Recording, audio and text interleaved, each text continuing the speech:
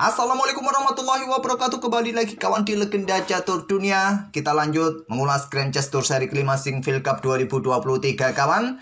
Dan sekali lagi admin ini tak lelah kawan untuk menjawab kritikan kawan-kawan semua di kolom komentar. Walaupun dengan sedikit bahasa yang agak kesal juga, karena kritikannya juga hampir sama kawan.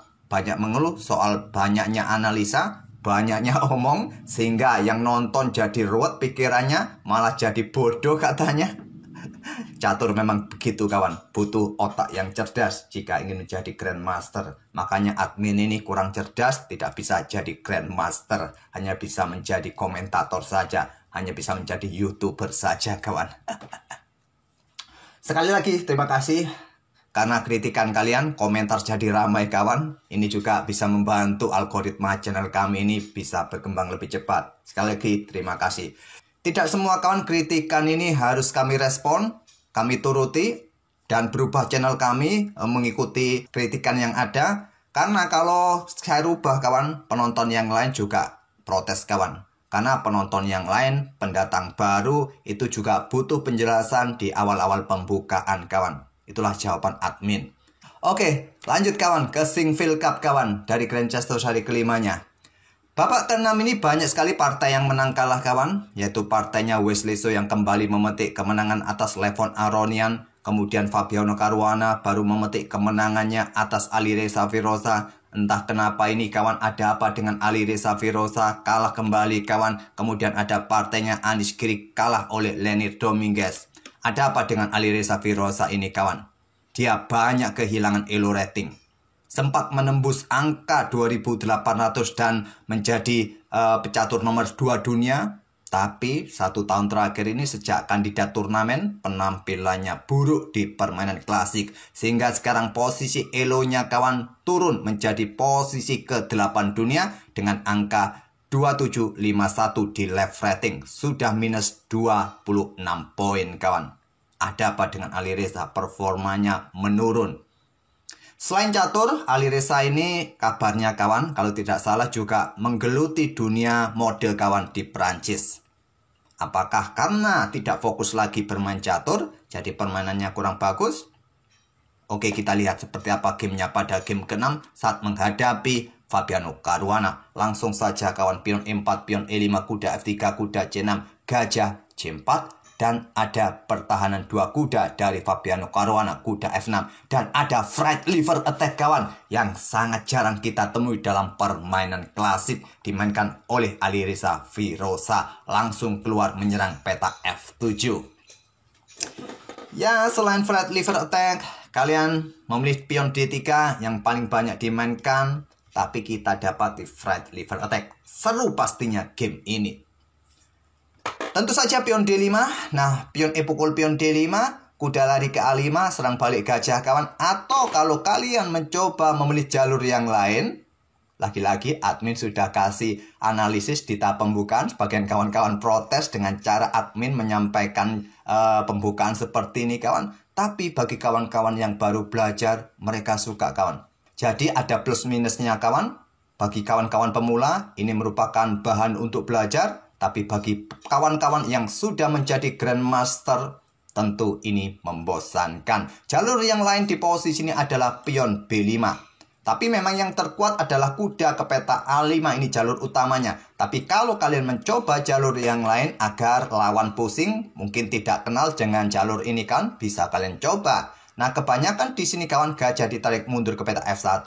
Kuda lari ke pusat untuk menghindari ancaman pion dan berbalik ancam pion. Biasanya diserang dengan pion C3. Nah, di sini kuda F ini ambil pion D5. Discover di sini. Nah, pion C ambil kuda D4. Menteri ambil pion G5 kawan. Ataupun juga jalur seperti ini kawan. Kalau kalian tangkap pion B5 langsung, menteri akan tangkap pion yang ada di peta D5 ini. Nah, kuda C3 banyak yang memainkan. Ancam menteri, lindungi gajah. Tapi nanti menteri mendapatkan pion yang di sini. Menteri keluar ke peta F3 bertukar menteri di peta F3. Tapi Stockfish pada posisi ini kawan menyarankan langsung gajah sikat kuda C6. Setelah ambil balik oleh menteri, bisa berlanjut dengan rokade amankan raja. Gajah keluar, segera rokade juga hitam ke peta C5 gajahnya. dan seterusnya kawan. Oke, tak perlu perpanjang variasi ini. Saya rasa kalian bisa menghafalnya untuk antisipasi serangan Freight Lever Attack selain kuda ke peta A5, ataupun juga kalian punya opsi dengan pion B5. Kuda A5, gajah melakukan skak di peta B5, jalur utamanya seperti ini kawan, blokade dengan pion C, baku hantam, kemudian gajah ditarik mundur ke peta D3. Ini juga pilihan utama. Apakah ada variasi yang lain atau jalur yang lain selain gajah D3? Tentu ada kawan. Gajah mundur ke peta E2 ataupun juga menteri ke peta F3 untuk serang diagonal ini kawan. Oke, sedikit saya kurangi analisanya di awal. Ini untuk mengakomodasi ya kritikan-kritikan yang ada, tapi juga tadi mengcover bahan bagi kawan-kawan yang baru belajar mengenal permainan Freight Lever Attack. Kuda ke pusat ke D5 kawan. Nah, di sini ada pion H4. Selain pion H4, langkah utama di sini adalah kuda ini mundur kembali ke peta F3 karena langkah kuda ke pusat tadi discover pada kuda. Ya, kuda bisa menghindar mundur ataupun pion H4. Kalau kuda mundur ke peta F3 ini kebanyakan gajah hitam berkembang ke peta D6 persiapan rokade kawan. Tapi Alireza memilih dengan pion H4. Ada pion H6, menteri langsung keluar kawan, serang pion F7 langsung atau tetap memberikan tekanan bagi peta F7 dari tadi. Kalau pion ambil kuda tentu saja jelas kawan, belakang jatuh. Backup dengan menteri F6 keluar juga. Nah, kuda ke E4. Balik ancam menteri bergeser ke peta E6. Kalau bergeser ke peta G6, baku hantam dan struktur pion kalian rusak kawan. Nanti pion yang ada di pusat ini tercerebrai dan ada pion double di lajur G. Ya, seperti inilah ilustrasinya kawan. Baku hantam, coba lihat. Pion hitam ini jelek sekali. Oleh karena itu, pertahankan diri. Menteri bergeser ke peta E6. Pion B3, keluarkan gajah gelapnya kawan, karena di sini sudah ada gajah, sulit untuk dorong pion D. Jadi dia pertahankan posisi gajahnya, keluarkan gajah di diagonal gelap panjang, kemudian ada pion G6 usir menteri. Menteri mundur ke peta E2, ada pion F5 usir kuda. Kuda lari ke peta C3 menantang pertukaran. Nah, gajah G7, gajah B2, kemudian rokade. Ada opsi juga kuda ini bergerak ke peta B4 kawan, ancam gajah di sini. Tapi memilih amankan raja, rokade, langkah natural kawan, dan kuda berkembang ke peta A3. Ada dua opsi bagi putih di langkah berikutnya untuk amankan raja, pendek, panjang. Kira-kira kalian suka yang mana? Apa suka pendek, apa panjang? Di sini kawan, pion E4 dorong usir gajah, gajah ke C4 dan menekan pada diagonal ini serangan tusuk sate kawan, sate kuda, sate menteri, sate raja, tapi masih ada pion, langsung disikat. Kuda ambil gajah C4, ambil balik oleh menteri kawan, tekan pion di sini, tekan diagonal terang di sini kawan. Nah, di sini Stockfish menyarankan benteng F7 kawan untuk blokade juga di sini agar kuda menteri bisa leluasa bergerak kembali. Tapi di sini memilih dengan langkah benteng B8 mencoba keluar menyerang lewat lajur B. Angkat ancam menteri di langkah berikutnya kawan. Nah, di sini menteri ke C5 yang terkuat memilih rokade panjang. Ini juga pilihan bagus dari Stockfish kawan. Amankan raja untuk rokade panjang. Alireza memilih panjang kawan, suka panjang. Benteng B4 menteri mundur ke E2. Kenapa kali ini tidak ke peta gelap ini untuk ancam pion di sini kawan? Bahayanya ada gajah kawan. Ancam menteri. Menteri tidak punya banyak ruang. Coba lihat, tidak punya banyak ruang. Hanya bisa bergerak ke peta A5. Dikejar lagi dan terjebak. Oleh karena itu mundur ke peta E2. Pion A5 mulai dorong untuk bongkar sisi menteri. Nah, di sini kuda pukul kuda yang terkuat. Memilih keluarkan benteng HE1. Kalau kuda pukul kuda nanti bisa diikuti pertukaran dan seterusnya kawan. Jual beli di sini. Nah, mungkin pion H5 akan dilanjutkan oleh putih kawan. Ataupun juga dengan pion D3 atau menteri ke peta E3 bisa dilanjutkan oleh putih. Tapi keluarkan benteng HE1. Ada pion A4. Tadi kuda yang ke peta F4 terkuat ancam pion ancam menteri untuk menghindari juga pertukaran kawan. Tapi pilih pion A4. Nah, sekarang masih kuda pukul kuda pilihan terbaik dan jual beli gajah gelap. Tapi memilih dorong pion G3. Antisipasi pion F, antisipasi kuda kawan. Dibalas dengan langkah pion A pukul pion B3. Pion A pukul pion B3. Menteri mulai reposisi kawan. Ke peta D6. ada pion F3, menteri ke C5, dan kuda B1. Awas, ancaman serangan tusuk sate lagi di sini. Dibiarkan saja dengan langkah benteng bergeser ke E8, perkuat posisi pionnya di sini. Terlebih dahulu pion F pukul pion E4, pion F pukul pion E4, kemudian di sini ada gajah A3. Menteri bergeser, benteng jatuh, ambil balik dengan kuda untuk dukungan menterinya, tapi cukup kuat dengan keberadaan kuda kawan di sini. Dan hati-hati, kuda ini pun juga harus menjaga saudaranya karena ada gajah. Kalau sudah tidak ada kontrol peta ini, bahaya besar kawan. Apakah juga nanti menteri siap menusuk di sini? Sikat. Di sini bermain dengan langkah pion D4 untuk blokade kawan. Tidak ada dukungan pada diagonal gelap. Kalau diambil menggunakan end pasen, jelas benteng di belakang jatuh. Kembali lagi ke langkah aslinya. Pion E3 dorong terus. Nah, di sini pion G4 saran dari Stockfish kawan untuk antisipasi pion H5, tapi memilih raja bergerak ke B2. Pion H5. Dukungan bagi gajah untuk serangan tusuk sate gantian kawan. Tapi yang terkuat tadi, raja ini menghindari diagonal terang yang bisa dimanfaatkan menteri lewat diagonal terang ini kawan. Tapi memilih dengan kuda bergerak ke A3 blunder. Nah, gajah G4. Menteri C4 skak, raja H7.